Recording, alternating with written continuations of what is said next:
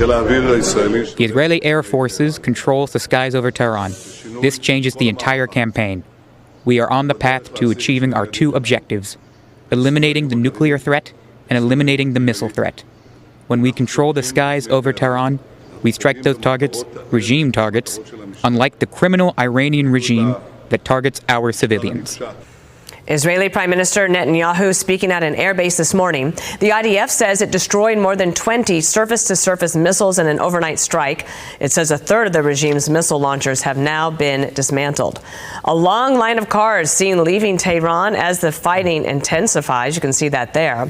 And this all comes as Israel looks to cripple the regime's nuclear program, which it calls an existential threat. Israeli President Isaac Herzog joins us from Jerusalem. There is a slight delay, so bear with us. And, sir, thank you so much. Thank you for your time. Prime Minister Netanyahu says that you're close to achieving the two objectives in this mission. Do you need American military support in order to complete those objectives? So thank you, Dana, and thank you, Bill, from Jerusalem. I'm calling you and speaking to you.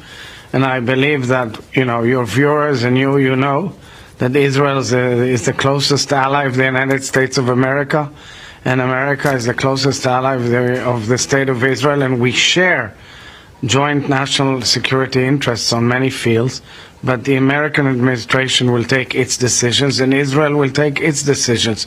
We had no choice. We had a clear and imminent threat on an Iranian nuclear program that has rushed to the bomb. In recent months, broke almost into the bomb by both armament and enrichment. And as President Donald Trump himself reiterated time and again that Iran must not have the bomb and must not have this capability, we saw that whilst they were negotiating, they also were doing undercover operations to get to the bomb. And that is why we took this decision following a historic change of Israeli governments who've taken this decision in the past to make sure that none of our enemies have the bomb.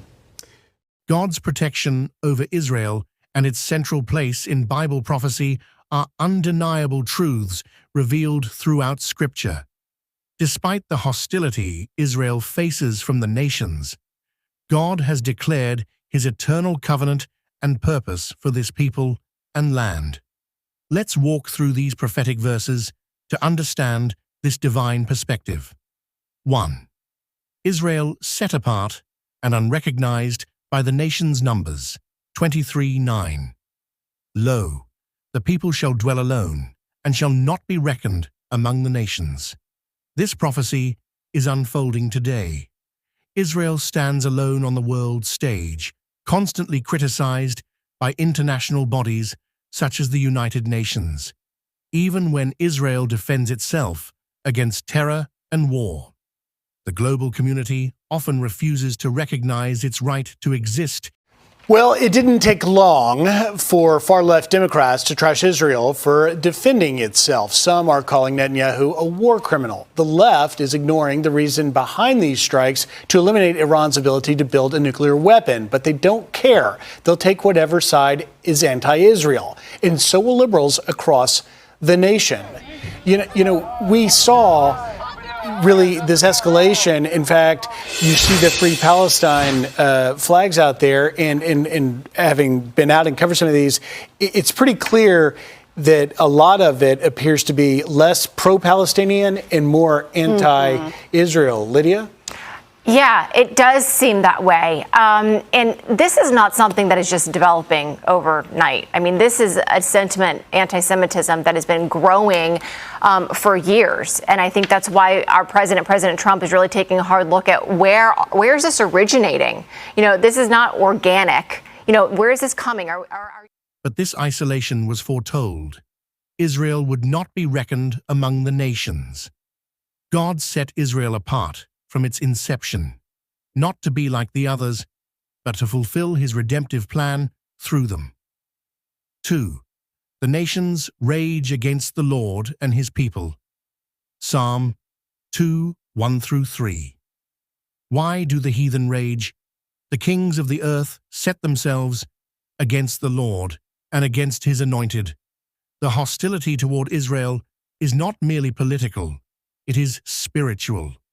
The nations rage not only against Israel, but against the Lord and his anointed, ultimately pointing to Messiah Jesus, the Anointed One.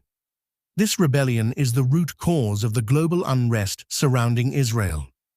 The attempt to sever all ties to God's authority, let us break their bands asunder, is reflected in efforts to rewrite history, deny biblical promises, and dismantle Israel's legitimacy. Third, God laughs at their plots and sets his king, in Zion Psalm 2:4-6. He that sitteth in the heavens shall laugh, yet have I set my king upon my holy hill of Zion. Despite all opposition, God is not alarmed. He laughs at the plans of the wicked. He reminds the world that Zion, Jerusalem, is the place he has chosen for his king, Jesus Christ. While the nations may try to divide Jerusalem or control its destiny, God's plan stands firm. Zion belongs to the King of Kings. 4. Christ's future reign and the judgment of the nations. Psalm 2:7-12. Thou shalt break them with a rod of iron. Blessed are all they that put their trust in him. This is a picture of the millennial reign of Christ, where he will rule the nations with justice and power. Those who rebel will be judged, but those who kiss the Son, that is, honor and submit to Christ, will be blessed. This reign will be headquartered in Jerusalem, reinforcing Israel's prophetic role as the epicenter of God's kingdom on earth. Summary: God's protection and prophetic purpose for Israel is divinely chosen and protected, even if the world refuses to acknowledge it. The nations rage against Israel because they rage against God himself. God has set his king, Jesus, to reign from Zion, making Jerusalem the prophetic center of the world. In the end, those who oppose God's plan will face judgment, while those who trust in him will be blessed.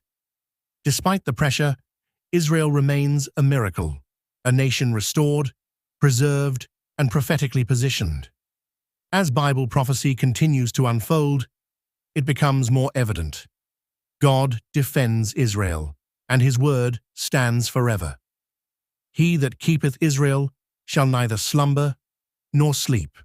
Psalm 121, verse 4.